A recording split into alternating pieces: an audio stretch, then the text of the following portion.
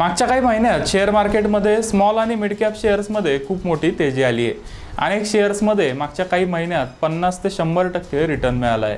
त्यामुळे शेअर मार्केटमध्ये पैसा कमवणं खूप सोपं आहे असा नवीन गुंतवणूकदारांचा गोड गैरसमज झाला आहे।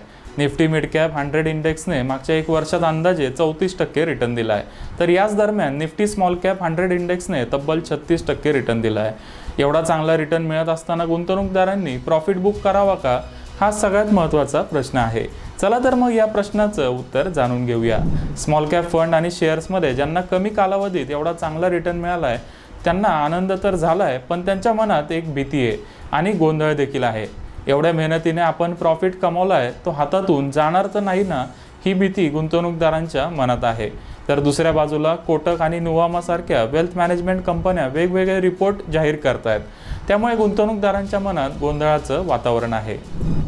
लार्ज कॅप फंड्सला स्मॉल आणि मिड कॅप फंड्सनी आउट परफॉर्म केलं आहे, त्यामुळे पास्ट परफॉर्मन्स बघून गुंतवणूकदार या फंड्समध्ये मोठ्या प्रमाणावर गुंतवणूक करतायत। स्मॉल आणि मिड कॅप फंडच्या तुलनेत लार्ज कॅप फंड्सनी कमी रिटर्न दिला आहे, त्यामुळे गुंतवणूकदार लार्ज कॅप फंडमधून पैसे काढून स्मॉल आणि मिड कॅप फंडमध्ये ते पैसे ट्रान्सफर करतायत। काही दिवसांपूर्वी स्मॉल कॅप सेगमेंटमध्ये व्हॅल्युएशन आकर्षक होतं, मार्केटमध्ये लिक्विडिटी भरपूर होती आणि स्मॉल कॅप कंपन्यांचा बिझनेस आउटलुक अतिशय चांगला होता। या 3 कारणांमुळे या फंड्समध्ये मोठी गुंतवणूक करण्यात आली होती।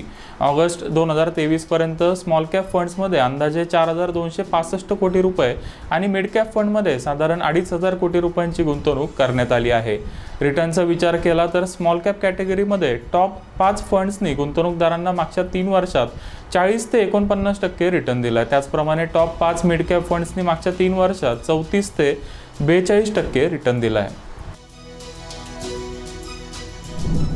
पण स्मॉल आणि मिड कॅप म्हणजे नक्की काय, हा सगळ्यात महत्त्वाचा आणि बेसिक प्रश्न आहे।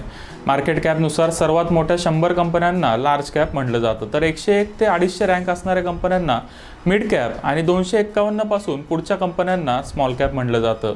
सेबीच्या नियमानुसार स्मॉल कॅप फंड्सला त्यांच्या मालमत्तेपैकी किमान 65% गुंतवणूक स्मॉल कॅप शेअर्समध्ये करणं बंधनकारक आहे आणि मिड कॅप फंडला त्यांच्या मालमत्तेपैकी किमान 65% गुंतवणूक मिड कॅप शेअर्समध्ये करणं बंधनकारक आहे।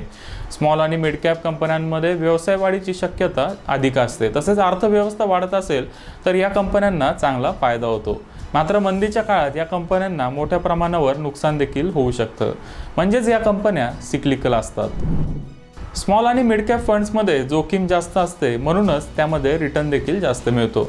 या फंडमध्ये मोठ्या प्रमाणावर चढ उतार होतात, त्यामुळे ज्यांचा दीर्घ कालावधीचा दृष्टिकोन आहे केवळ त्यांनीच या फंडमध्ये गुंतवणूक करावी, असा सल्ला certified financial planner Jitendra Solanki यांनी दिला आहे। ज्यावेळेला या कॅटेगरीचा 3 किंवा 5 वर्षाचा पास्ट परफॉर्मन्स खराब असतो, त्यावेळेला गुंतवणूक चालू केली तर आपल्याला चांगला रिटर्न मिळू शकतो।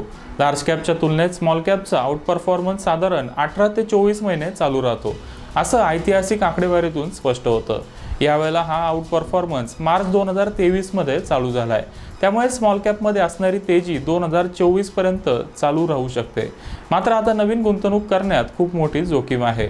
ज्यांनी मागच्या काही वर्षात स्मॉल आणि मिड कॅपमध्ये गुंतवणूक केली आहे त्यांनी लगेच घाबरून पैसे काढून घेण्याची गरज नाहीये, मात्र स्टॉप लॉसचा वापर अवश्य करावा। स्मॉल आणि मिड कॅपमध्ये अजून तेजी आली तर टप्प्याटप्प्याने प्रॉफिट बुक करू शकता।